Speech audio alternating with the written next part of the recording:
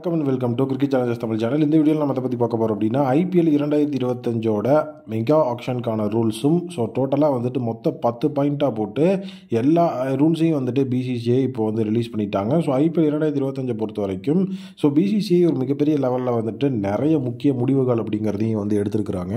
So அது என்னென்ன rules அப்படிங்கிறதெல்லாம் இங்கே உள்ளே வந்திருக்கு. ஸோ டோட்டலாக வந்துட்டு அவங்களோட ரிட்டன்ஷன்லாம் எப்படி ஒர்க் ஆகும் அப்படிங்கிறதெல்லாம் வந்துட்டு டீட்டெயிலாக இந்த ஒரு வீடியோவில் பார்ப்போம். ஸோ இது வந்து அஃபீஷியல் நியூஸு. ஸோ இது வந்து டென்டேட்டிவாக வந்து ரிப்போர்ட்ஸ் கிடையாது, பிசிசிஐ அஃபீஷியலாக வெளியிட்டிருக்கிற நியூஸ் தான் இதெல்லாமே. ஸோ ஃபஸ்ட்டு வந்துட்டு ஐபிஎல் 2025 ரிட்டன்ஷன். ஸோ அதை பார்ப்போம். ஏன்னா மெயின் வந்து அதுதான், ஒரு டீம் எத்தனை பிளேயரை வந்துட்டு ரீட்டைன் பண்ண முடியும், எவ்வளோ ஆர்டிஎம் அப்படிங்கிறது தான் மெயினு. ஸோ ஃபஸ்ட்டு வந்து பார்த்திங்கன்னா ஒரு டீமால் 5 பிளேயரை வந்து ரீட்டைன் பண்ணிக்க முடியும், ப்ளஸ் வந்துட்டு ஒரு டீமுக்கு ஒரு ஆர்டிஎம் அப்படின்னு சொல்லி டோட்டலாக வந்து 6 பிளேயர்ஸ் அப்படிங்கிற அந்த ஒரு மிகப்பெரிய லெவலில் வந்துட்டு அமைப்பு இருக்குது. ஆர்டிஎம் கார்டோட சேர்த்து 6 பிளேயர்ஸ் வந்து நம்மளோட டீமுக்குள்ளே இருக்க முடியும். இதில் ஒரே ஒரு கண்டிஷன் என்ன அப்படின்னா, அந்த 6 பிளேயரில் ஒரு பிளேயராது கண்டிப்பாக அன்கேப்டு பிளேயராக இருக்கணும் அப்படிங்கிறது மட்டும் அவங்க அந்த இடத்துல வந்து கண்டிஷனாக சொல்லியிருக்கிறாங்க. மற்றபடி நீங்கள் இந்தியன் பிளேயரை தான் ரீட்டைன் பண்ணணும், ஓவர்சீஸ் பிளேயர் இவ்வளோ தான் ரீட்டைன் பண்ணணும் அப்படிங்கிற மாதிரி ரெஸ்ட்ரிக்ஷன் அப்படிங்கிற அந்த ஒரு விஷயத்தை வந்துட்டு அந்த இடத்துல வந்து அவங்க எதுவுமே சொல்லலை. மேக்ஸிமம் பார்த்தீங்கன்னா 5 capped player Indian and Overseas அப்படிங்கிற மாதிரி தான் சொல்லியிருக்காங்களே தவிர, ஸோ இந்த இடத்துல வந்துட்டு நீங்கள் வந்து ஓவர்சீஸ் பிளேயர் இவ்வளோ தான் வைக்கணும், இந்தியன் பிளேயர் இவ்வளோ தான் வைக்கணும்னா அந்த 5 பிளேயரில் எந்த விதமான ரெஸ்ட்ரிக்ஷனும் கிடையாது. பட் ஆனால் வந்து டோட்டலாக 5 பிளேயர் ரிட்டன்ஷன் ப்ளஸ் ஒரு ஆர்டிஎம் அப்படின்னு இருக்கும்போது டோட்டலாக 6 பிளேயரில் மினிமம் ஒரு அன்கேப்டு பிளேயராக அது இருக்கணும் அப்படின்னு சொல்லி அந்த இடத்துல வந்து சொல்லியிருக்கிறாங்க. ஸோ அந்த 1 அன்கேப்டு பிளேயர் அப்படிங்கிற அந்த ஒரு ரூல் வந்து உள்ளே வந்திருக்கு. ஸோ அது வந்து பார்த்திங்கன்னா எதுக்காகனா, ஸோ இப்போ அந்த அன்கேப்டு பிளேயர் ரூல் வைக்கலன்னா எல்லா டீமும் அவங்களுடைய பிரைமரி பிளேயர்ஸும் உள்ளே வச்சுருவாங்க. ஸோ அதனால தான் வந்து பார்த்திங்கன்னா அந்த பிரைமரி பிளேயர்ஸ்லாம் ரிலீஸ் ஆகி ஆக்ஷனுக்கு வந்து டீம்ஸ் எல்லாம் மாறினாதான் ஸோ மெகா ஆக்ஷன் நடந்ததுக்கே வந்துட்டு ஒரு திருப்தி கிடைக்கும். இத்தனை வருஷம் மெகா ஆக்ஷனில் அதுதான் நடந்திருக்கு. ஸோ அதனால தான் இந்த ஒரு விஷயத்தை வந்துட்டு அவங்க பெரிய லெவலில் வந்து பார்த்துருக்காங்க. ஸோ 5 பிளேயர் ரிட்டன்ஷன் ப்ளஸ் ஒரு ஆர்டிஎம் அப்படிங்கிறது ஐபிஎல் 2025 அந்த ஒரு ரிட்டன்ஷன் ரூல் ஃபஸ்ட்டு விஷயமா இருக்குது. செகண்ட் விஷயம் வந்து purse amount. So IPL 2025 purse அமௌண்ட்டை பொறுத்த வரைக்கும் ஒரு டீமுக்கு வந்துட்டு 120 crores அப்படிங்கிற பர்ஸ் அப்படிங்கிறத வந்து கொடுத்துருக்குறாங்க. ஸோ 120 crores பர்ஸில் வந்து பார்த்திங்கன்னா 5 பிளேயர் ரீட்டைன் ஆகும்போது ஒவ்வொரு பிளேயரோட சேலரி கேப் எவ்வளோ அப்படிங்கிறதையும் அந்த இடத்துல வந்து மென்ஷன் பண்ணியிருக்காங்க. டோட்டலாகவே பார்த்திங்கன்னா ஃபஸ்ட் ரிட்டன்ஷனுக்கு 18 crores, செகண்ட் ரிட்டன்ஷனுக்கு 14 crores, தேர்ட் ரிட்டன்ஷனுக்கு 11 crores, மறுபடியும் வந்து ஃபோர்த் ரிட்டன்ஷனுக்கு 14 crores-உம், ஃபிஃப்த் ரிட்டன்ஷனுக்கு 18 crores-உம் அவங்க வச்சுருக்கிறாங்க. என்ன ப்ரோ சம்மந்தமே இல்லாமல் இருக்குது அப்படின்னு நீங்கள் கேட்குறது எனக்கு புரியுது. ஏன்னா இந்த ரூல் எனக்குமே ஃபஸ்ட்டு புரியவே இல்லை. ஒருவேளை வந்துட்டு டைப்பிங் மிஸ்டேக் ஏதாவது ஆயிருக்குமோ அப்படின்னு சொல்லிட்டு மற்ற சோர்ஸஸ் செக் பண்ணி பார்த்தாலும் எல்லாம் அதுதான் கன்ஃபார்ம் பண்ணியிருந்தாங்க. காரணம் என்னென்னா ஃபஸ்ட்டு 3 ரிட்டன்ஷனில் எந்த விதமான குழப்பமும் கிடையாது, கரெக்டாக இருக்குது. 18, 14, 11 அப்படின்னு சொல்லி அடுத்தடுத்து வர பிளேயர்ஸுக்கு வந்து அமௌண்ட் குறைஞ்சிக்கிட்டே வருது. ஸோ சாலிடாக வந்து பார்த்தோம்னா 11 crores-க்கு அப்புறம் ஒரு 9 crores, அதுக்கப்புறம் ஒரு 8 crores அப்படிங்கிற மாதிரியோ இல்லை 7 crores அப்படிங்கிற மாதிரி தான் 4th and 5th ரிட்டன்ஷனுக்கு இருக்கணும். இத்தனை தடவை அதுதான் இருந்தது. பட் ஆனால் இந்த தடவை வந்து பார்த்தீங்கன்னா ஸோ அந்த இடத்துல வந்துட்டு மறுபடியும் வந்து 4th and 5th-க்கு 14 crores-உம் 18 crores-உம் கொடுத்துருக்காங்க. ரீசன் என்ன அப்படின்னா 4th and 5th ரிட்டன்ஷன்ஸை யாரும் யூஸ் பண்ணக்கூடாது அப்படிங்கிறக்காக தான். ஏன்னா வந்துட்டு இது வந்து டீமுக்குள்ளே பிரச்சனை ஏற்படுத்தும். இப்போ நீங்கள் ஆர்சிபியை எடுத்துக்கிட்டிங்க அப்படின்னா ஃபஸ்ட்டு 3 ரிட்டன்ஷனில் வந்துட்டு அந்த தேர்டாக ரிட்டைன் ஆகிறார் பார்த்தீங்களா 11 கோடிக்கு, அவர் யார் அப்படிங்கிறத பார்த்துட்டு 4th and 5th ரிட்டன்ஷன் இருக்கவங்களுக்கு சண்டை வரும். ஸோ அது மட்டும் இல்லாமல் 5 ரிட்டன்ஷன் அப்படிங்கிறது ஒரு டீம் பண்ணுதுன்னா 75 கோடி அப்படிங்கிற பர்ஸ் வந்துட்டு அங்கேயே செலவாயிரும். மீதி இருக்கிற 45 கோடி வச்சு தான் ஸோ அவங்க ஆக்ஷனுக்குள்ளேயே வர்ற மாதிரி இருக்கும். மீதி இருக்கிற 45 கோடி அப்படிங்கிறதுலாம் கண்டிப்பாக மெகா ஆக்ஷனுக்கு பத்தாது. இதை பற்றி நான் டீட்டெயிலாக தெளிவாக ஒரு வீடியோ போடுறேன். பட் ஆனால் ரூல் அப்படி தான் வந்து சொல்லியிருக்கு. ஸோ ஒரு டீம் வந்துட்டு 5 பேர் ரீட்டைன் பண்ணணும்னா 75 கோடியை வந்து செலவு பண்ணணும் அப்படின்னு சொல்லி இதுவும் பிசிசிஐயோட ஒரு டாக்டிக்ஸ் தான். ஸோ நெக்ஸ்ட் ரூல் பார்த்தீங்க அப்படின்னா ஸோ ஐபிஎல் 2025 ஸோ ஒரு புது ரூல் இம்ப்ளிமெண்ட் ஆகிருக்கு. எந்த பிளேயர் வந்துட்டு ஒரு ஃபுல் சீசன் எந்த ஒரு மேட்சையுமே வந்து மிஸ் பண்ணாமல் ஆடுறாரோ ஸோ அந்த ஒரு பிளேயருக்கு வந்து பார்த்திங்கன்னா அவருடைய கான்ட்ராக்டட் சேலரி இல்லாமல் அந்த பிளேயருக்கு வந்துட்டு 7.5 lakhs அப்படிங்கிறத வந்துட்டு நம்ம காம்பன்சேஷன் அமௌண்ட்டாக கொடுக்கணும் ஒரு மேட்ச்சுக்கு. ஸோ அது மட்டும் இல்லாமல் ஒரு மேட்ச் அப்படின்னு வந்து பார்த்திங்கன்னா ஃபுல் சீசனுக்கு 1.05 crores வந்துட்டு அவங்களுக்கு தனியாக கொடுக்கணும்.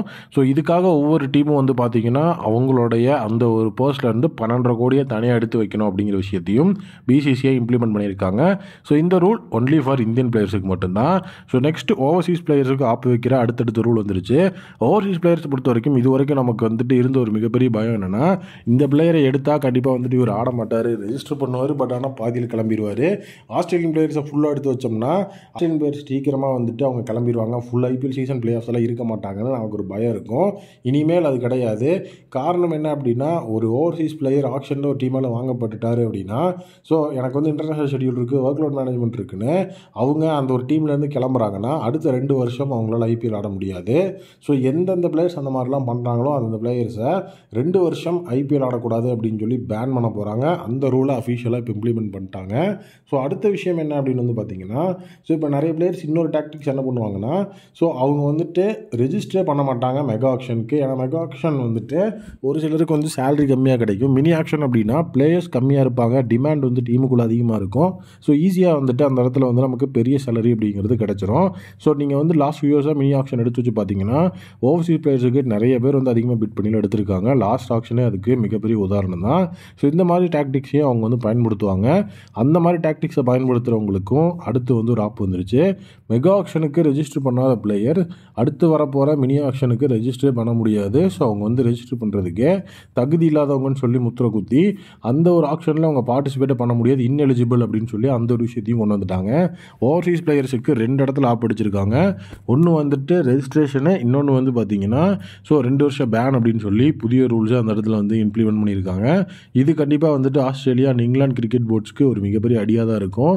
இது நம்மளுடைய ஐபிஎலுக்கு ஒரு மிகப்பெரிய அட்வான்டேஜ் ஏற்படுத்தும் அப்படிங்கிறது என்னுடைய ஒப்பீனியனாக நான் இந்த இடத்துல சொல்கிறேன். ஸோ நெக்ஸ்ட்டு வந்து பார்த்தீங்கன்னா தான் வந்துட்டு ரொம்ப இம்பார்ட்டண்ட்டான ரூலு. ஸோ இது ஆல்ரெடி இருந்த ரூல் தான்.